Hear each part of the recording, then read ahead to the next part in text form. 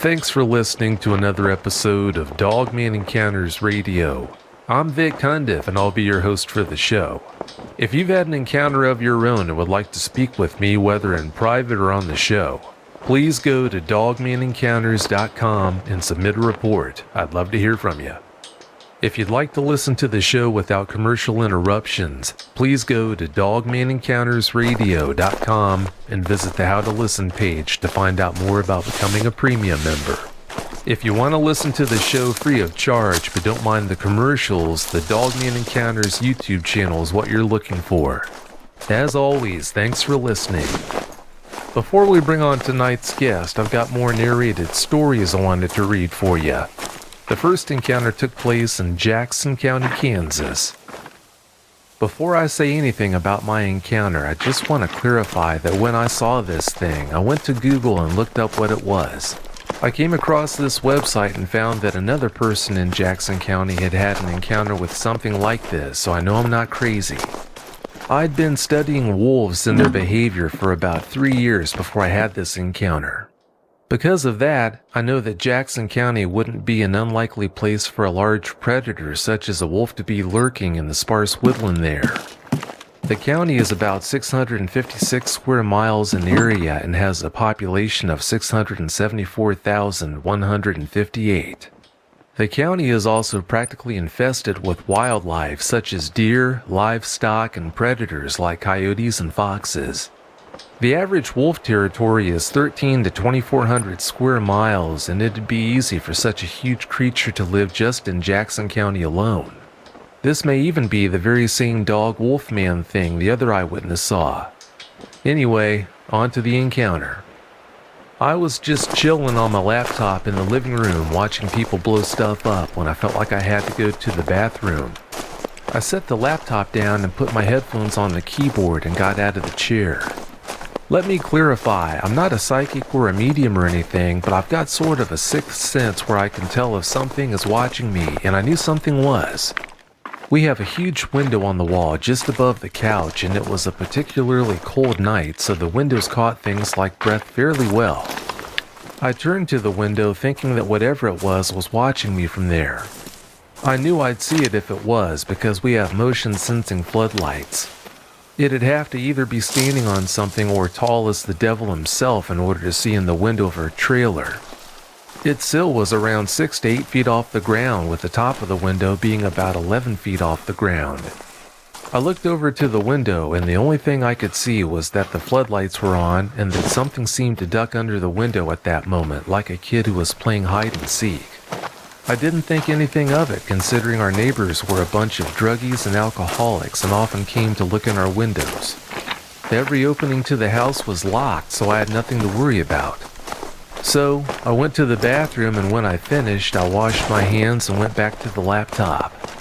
I noticed that the floodlights had gone out, so whatever it was gone. Not thinking anything else of it, I went back to watching people blow stuff up.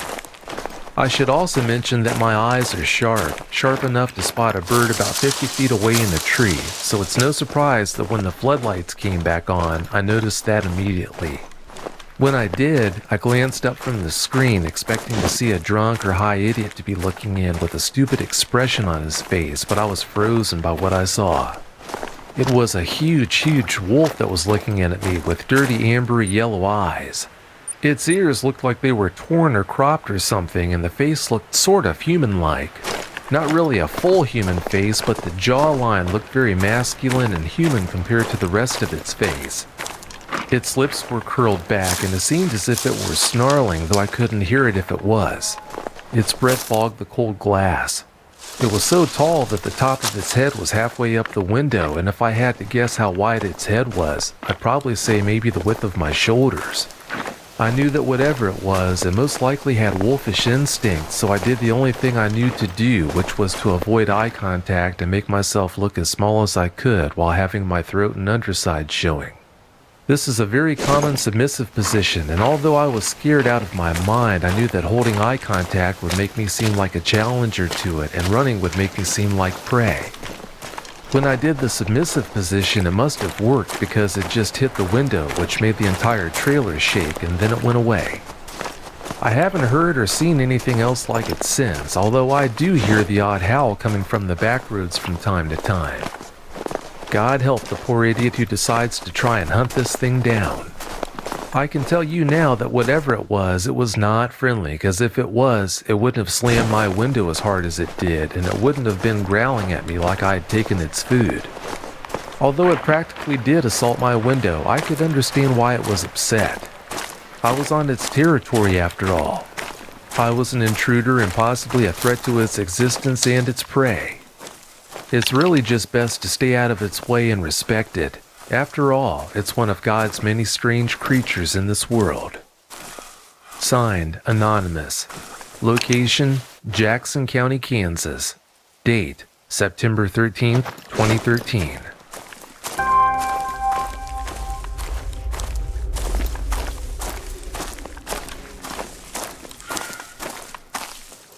I saw something Monday night that still has me totally shaken to my very core. I've always loved nature. I love the woods. I love hiking, camping, and fishing.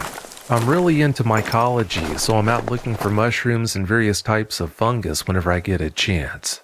The weather was absolutely beautiful on Monday for this time of year, so towards evening time I decided to round up some of my walleye gear and head down to an old train trestle which crosses the Mahoning River in Niles, Ohio. I had parked my car about 1.5 miles from the trestle so I could walk the tracks and hit a few spots along the river on my way down there. By the time I reached the trestle, it was pretty much dark. I was wearing a headlamp at the time, so I had a dependable light source. At this location, there is a lake directly across the river and the two are connected by a small overhead dam.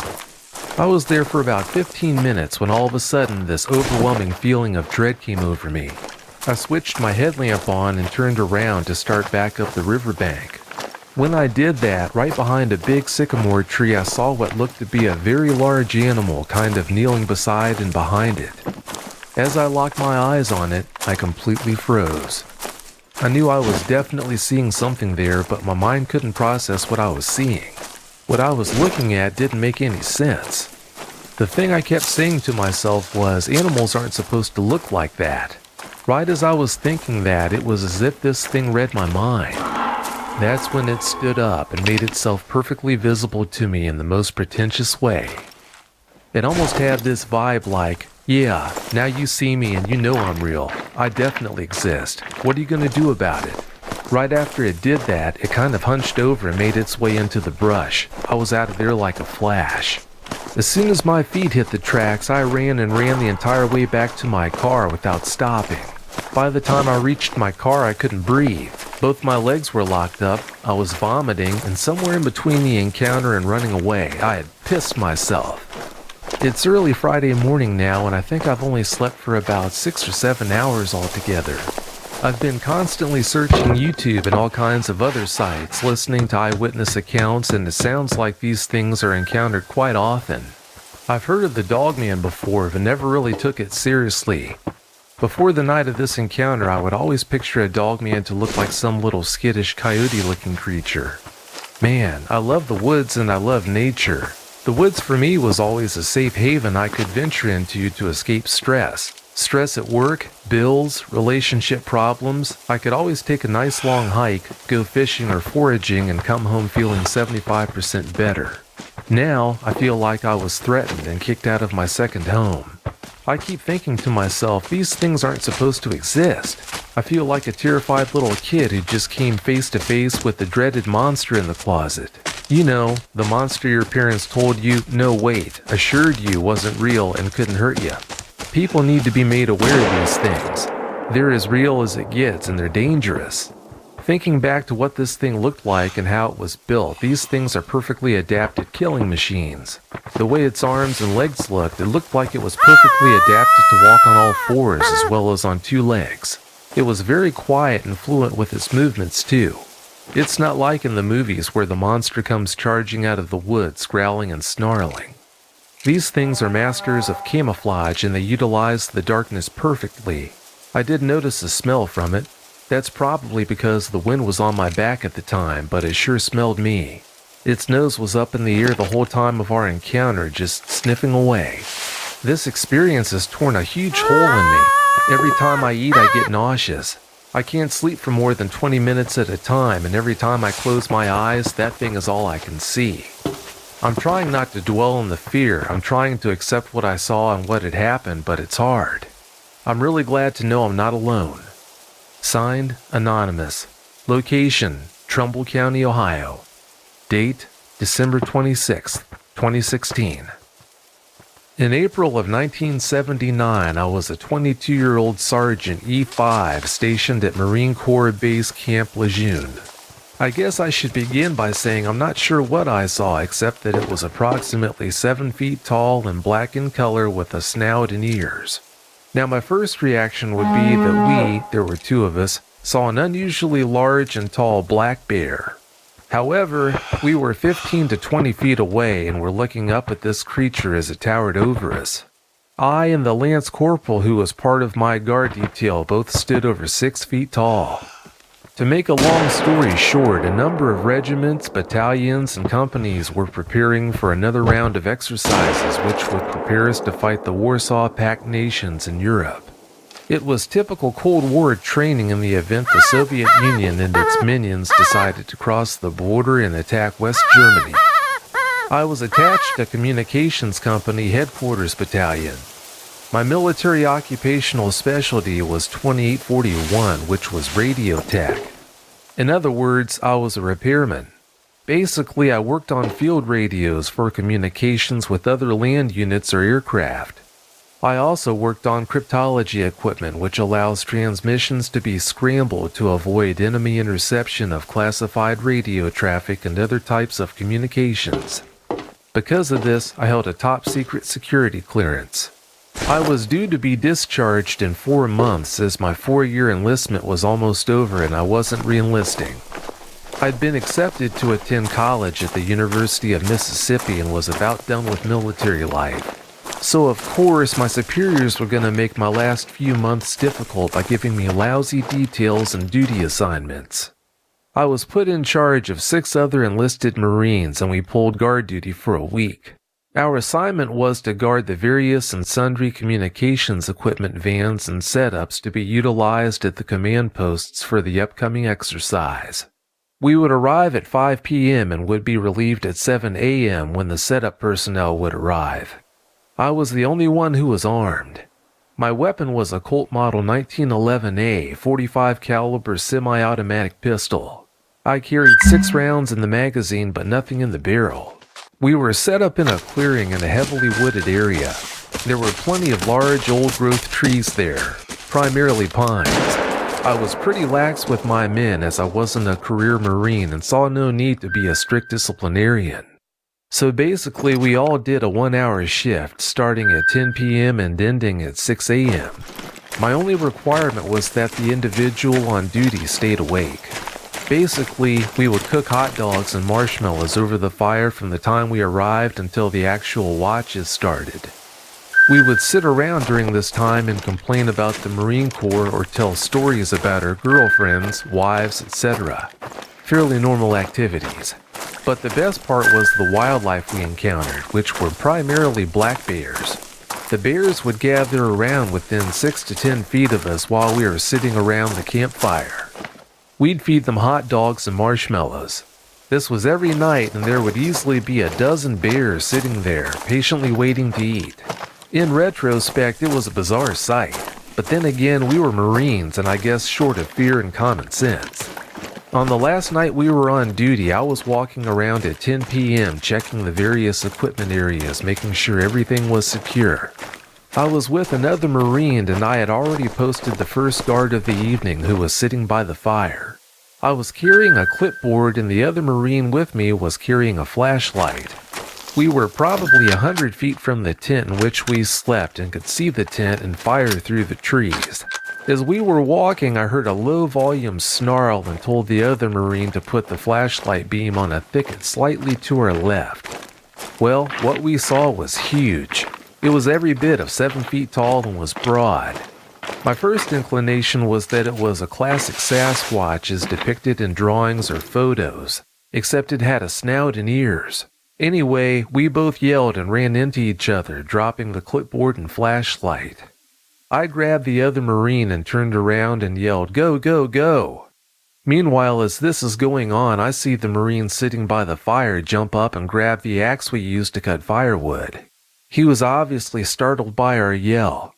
I, of course, never drew my pistol. In fact, I never even thought about it. We told the other Marines, who by now were piling out of the tent, that we ran into a large bear. However, I don't think it was a bear. I and the other Marine thought it best to just say it was a bear and leave well enough alone. I've never seen a Bigfoot, cryptid creature, or ghost. I can't say I would bet my life that the creature we saw wasn't a bear, but I think that's highly unlikely. First off, I was in no way scared of the bears in the area, and second, the size of this thing was like something you'd see on display in a natural history museum. Well, that's my encounter. I don't know if it's of interest, but I figured I'd share it with you. Signed, Anonymous. Date, April of 1979. Time, 10 to 11 p.m.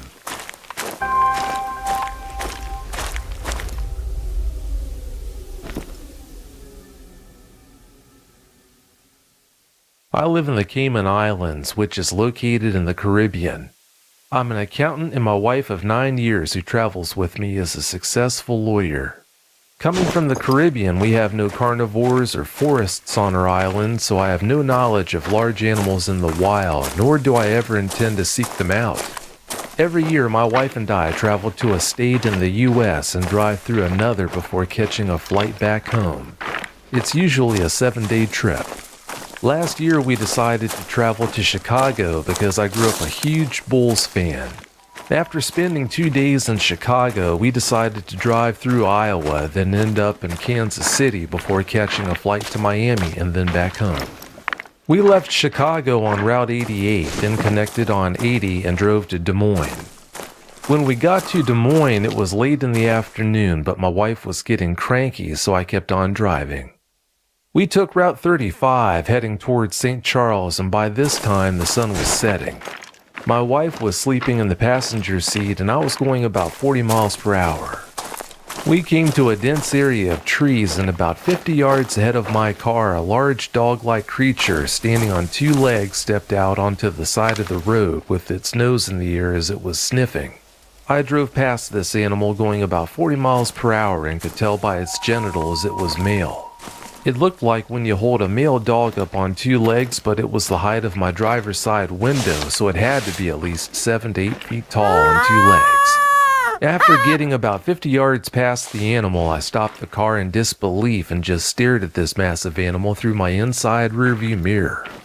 When I did that, it looked at the car and made a blood-boiling growl that woke my wife. It then started to walk at a fast pace towards the car and then dropped to all fours. I was in disbelief, but the fear and panic I felt for my wife made me react, so I hit the gas again and quickly got to 30 miles per hour. This animal made another howl, and to my disbelief, 2 smaller creatures leapt to the road and pursued my car. At this time, my wife was screaming bloody murder. The largest creature managed to get to the car before I could accelerate fast enough and went back up onto 2 legs and grabbed at the trunk of the car. I swerved the car to the next lane and it let go. It fell back to all fours, stumbling. At this time, I soiled my pants out of sheer panic and horror. After getting to about 50, they seemed to give up. The large one just stood in the middle of the road while the other 2 caught up. I was looking in the rearview mirror at 3 creatures that were not supposed to exist. Then all 3 dropped to all fours and leapt off the road. What I saw was 3 animals with wolf-like faces, brownish golden fur, long muscular arms with long curved claws, pointy ears, and huge canine teeth. Its eyes looked empty and without remorse, and I honestly believe they had every intent to attack us if they caught us. When I finally decided to stop my car, I was in Kansas City. I looked at the trunk and there were claw marks on each side back panel as if the creature was hugging the back of the car in an attempt to forcefully stop the car. Needless to say, I had to pay for that damage and the cleaning of the inside because of the smell of urine. I'll never drive through the U.S. again, and even on my island, I still struggle to look through my rearview mirror for fear of what I'll see there. My wife had to seek counseling because every crack she heard, she'd panic and she wouldn't go outside at night alone. We live on a small island and our lives have forever changed. If you've ever watched Van Helsing, the brown werewolf is the closest I've seen to what we saw. My wife almost went into shock when we saw that werewolf in that movie. Signed, Anonymous. Location, Madison County, Iowa. Date, July of 2016. Well, that was the last story. Thanks for sending those in. Alright, let's bring on tonight's guest. Hondo, welcome to the show. Hey, thank you, Vic. Glad to be here. Thanks for being here. I really appreciate it. Please give us a brief bio on yourself. Okay, call sign is Hondo.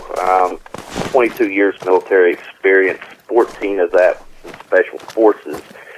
I've been attached to 7th Special Forces Group, 3rd Group, and finally 1st Special Forces Group, Operational Detachment Delta, if anybody knows exactly what that is. I recently retired out, but I still am a government contractor, so that's why I would just go by my name, call sign Hondo. Government have a field day on me. Otherwise. Oh, I bet they would. When was the first time you heard the term Dogman, Hondo? I heard it right after I had my first experience. I actually got on the internet and started researching these things, and that's how I come across your site. So before you had that encounter, that first encounter, you had never heard the term Dogman before? No, I mean, I've heard the term werewolf, and I figured that something might be out there, but, you know, I've spent all my life in the woods and the mountains here locally, and I've never seen anything or heard anything like that before my first experience. Yeah, after that first experience, I'm sure that opened your eyes to a lot of possibilities. You've had more than one run-in with a Dogman. Do you think the reason you're here to talk about what happened to you is because of your training? Training and just by the blessing and protection of the Lord God Almighty. It's why I'm still here, sir. Yeah, I'll bet you're right. I'll bet both of them played a big hand in that. The encounters we're going to talk about tonight happened near a section of the Appalachian Trail. What can you tell us about that section of the trail and area around where this happened? Well, we have a place called Shady Valley. This is in northeast Tennessee, almost at the very tip. It's flat land there in the valley, but it's up in the mountains. It's about 8 miles away from a place called Mountain City. It's actually where my father lives now. You know, you're surrounded by high country, mountains, but there's a nice flat valley. It kind of plateaus there, which is perfect for farmland. It does sound like a pretty area. How long have you lived in that area near the Appalachian Trail? Well, for the exception of 22 years in the military, all my life. Okay, so you know that area like the back of your hand then. Yes, sir. Now that you had those encounters with Dogmen, how has that changed the amount of time you spend out there in the woods around you? It's changed dramatically. I used to go up in the woods a lot. I'm talking every other day up in the mountains. Now, not as much. If I do go armed. These experiences really opened my eyes to what all was out there. And not everything out there is nice. Yeah, unfortunately, they're not. Do you have any concerns about being followed home by one of the Dogmen you've been looking for? I do, sir. I can't prove it, but I think that I was finally tracked down, at least the area that I live in. Some things have been going on that I actually can't explain. I know it's not a bear, and I know for a fact it's not a wolf or a coyote. So, I haven't seen anything, and I've just heard a lot of weird sounds, and just feel like I'm being watched, and that sixth sense kind of kicks in. Well, I hope you're wrong on that. I hope it's not a Dogman that followed you home. If you knew for sure a Dogman had followed you home, would you pack up and move, or would you stick it out? I would stick it out, but I would definitely do certain things to make sure that my animals were safe. You know, I've got dogs. I absolutely love my dogs and my cats. You know, they're like my kids. I'll do whatever it takes to protect them. Well, I hope it never comes to that, but if it does, I can't think of anyone better prepared to handle something like that. September last year, you had an encounter with something you never knew existed. Please tell us about it. Yes, sir. It was a September September, I believe it was the 17th. It was on a Saturday. Beautiful day. I woke up and I wasn't feeling too good. I've been suffering from post-traumatic stress disorder here. Kind of got a little worse. Things just started closing in. You know, I'm just going to go up to the mountains, just go hiking. It's a place right off the Appalachian Trail called the Nick Pass. All it is, it's just a little flat place right there, and you're surrounded by mountains. It's got a little rocky outcrop, and I decided to just hike up there. You know, it's 5-6 miles right off of Highway 91 there. I grabbed my plate carrier, which is, if anybody's ever been in the military, you know what those are. You know, you've got your magazine holsters and stuff like that. The only thing I took was a knife. I tried to stay in shape, and believe me, that plate carrier, that thing weighs quite a bit. So I just decided, you know, just get up and get away. I knew I was going to be up there overnight, so, you know, I took some matches and a couple of MREs and just started hiking. I mean, it was beautiful. Like I said, there really wasn't a cloud in the sky. I would say it was around 70 to 75 degrees. You know, just a beautiful day to be up in the mountains. So I was hiking about, I don't know, 3 or 4 hours, and I passed some hikers coming in. Matter of fact, 2 sets. There was 2 females and a male, the last hikers I saw coming out, and it was starting to get pretty dark. So I decided to go ahead and set up camp for the night. So, you know, I built a little fire and MRE and was just kind of chilling. Birds are singing, you know, squirrels getting ready to bed down. If there's any hunters out there, you know how they act, you know, right before they get up in their nest and bed down. It wasn't, I don't know, maybe an hour, hour and a half after I ate that just all of a sudden everything just got real quiet. It could have been my imagination, but I swear the wind stopped blowing. And I heard a couple of twigs break, and I was, okay, you know, that could be some deadfall falling off some of the hickory trees that was around me. But then I heard a real heavy snap. And so I immediately put my back to the fire to try to get my night vision back, kind of get my eyes settled back on the darkness. And I'd say it wasn't 2 or 3 minutes after that, this thing just, the smell is what really hit me at first. It had a strong smell of cedar, and I knew there wasn't really too many cedar trees around where I was at, so immediately that kicked in that, you know, something's not right. But then just the smell of wet dog really hit strong. And then just literally out of nowhere, this thing came at me. The first time it came, it stopped as soon as I drew my knife and looked down, and I swear I believe it knew exactly what a knife was. I rolled up on the balls of my feet to get a good stance to where I could move, you know, kind of like a linebacker does. That's the first thing they teach us in Special Forces when it comes to knife fighting. I thought it was a bear at first, but when it stood up, I knew something wasn't right. It didn't have the back legs of a bear, and when I got a real good look at the head, I'd say I almost passed out. It scared the hell out of me. This thing had a head like a wolf, the hind legs of a dog. Then it's when I started noticing the hands. They had like raccoon hands with, I would say, 1.5 to 2 inch claws, maybe. But as soon as I drew my bolo knife, which is this little Filipino-style fighting knife, it backed up on 2 legs and stayed in the shadows, and it just let out a growl that felt like it was going through my soul. I've never heard anything like that before in my life, and I just felt like I was surrounded by pure evil. It scared me bad. I'm not one to get, you know, easily frightened. I mean, every operation I was on, I was always scared, but never on the verge of losing control like I was here. I mean, it was an extremely scary situation, and it was definitely life-threatening. I believe this thing come out to kill me. There's not a doubt in my mind. But the way, the intelligence of this thing, which is absolutely off the charts, it would use noise and light discipline.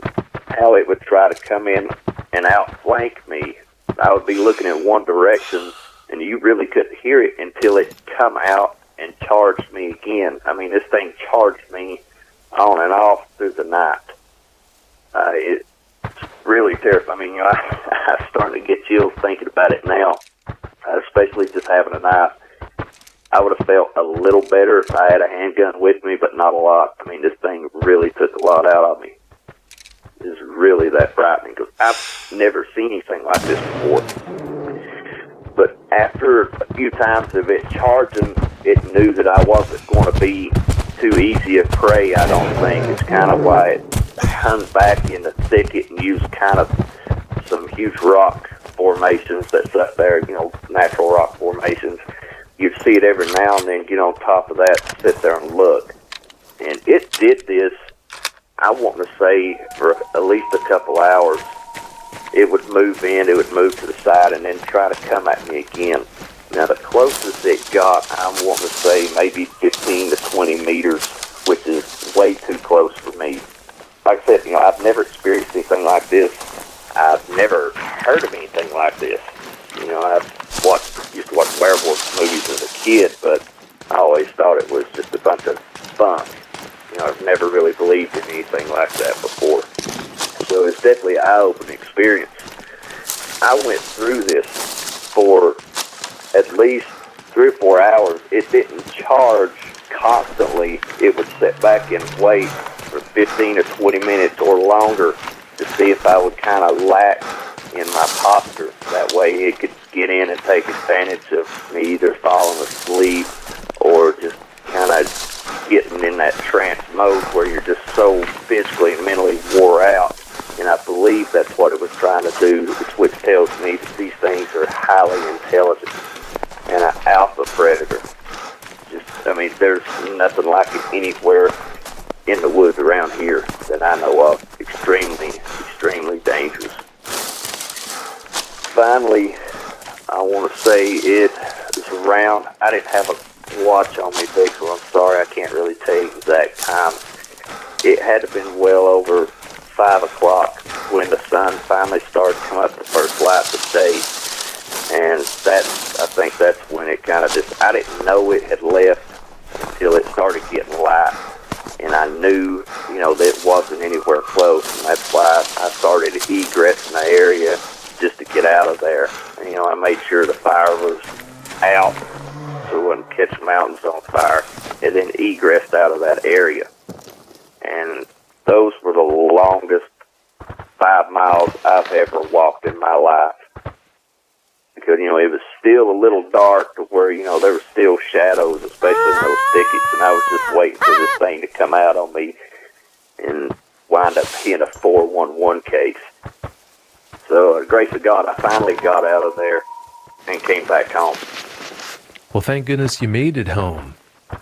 It's pretty hard getting used to a world where dogmen exist versus the world you knew before your first encounter where they didn't, isn't it? It is. It's opened up a whole new world before my eyes. A world that I had no idea was there. Yeah, whoever thought they could be real, but they are. Did you ever get the impression other dogmen might have been in the area while that dogman was tormenting you? In the back of my mind, I thought maybe, but then I started thinking, well, if there were, then they would use different tactics if there was more than one. So I'm thinking there was only one that time, thank God, because I would have been through.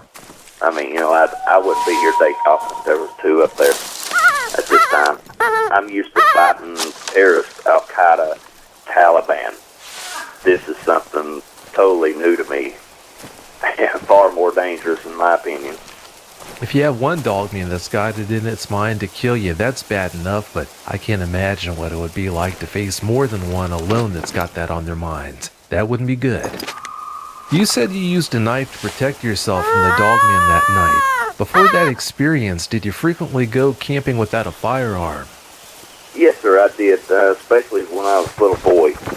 It depended on what type of the year it was, whether it was spring or summer. I really didn't take a firearm with me. When it started getting into late fall, winter, I'd always take a .243 or at least a pistol with me whenever I went. Yeah, that's a good idea. You never know what you might run into. Now that you know they're out there, what kind of changes have you made when you're out in the bush? I've always been hyper vigilant, especially due to my tours in combat in Afghanistan and Iraq. But I've become more vigilant in the sense that I never walk downwind. I always keep my nose to the wind. I'm always checking my six and my flanks. Every few steps, I'll walk 10 or 15 feet, then I'll stop, look, and listen. And I think everybody should start doing that. Be aware of your surroundings. Doesn't matter if you're worried about a dog man or anything else. I mean, hey, if you don't do that, you can wind up stepping on a snake, which I'd rather step on a snake than run into a dog man any day of the week. When you say you're convinced the dogman wanted to kill you that night, I believe you, but why do you think that's what it wanted to do versus just torment you? Well, it was just more of a gut feeling. And if there's any combat vets out there listening, you know what I'm talking about.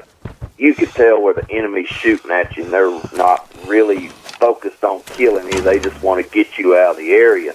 Now, if they're dead set on killing you, they're going to come in, and you get that real sick to your stomach gut feeling. And there's also the pucker factor. And if anybody out there, like I said, combat vet, they know exactly what I'm talking about, the pucker factor. It's just that mentality that this thing had, the stance that it was taking. You know, even though I had a knife, it knew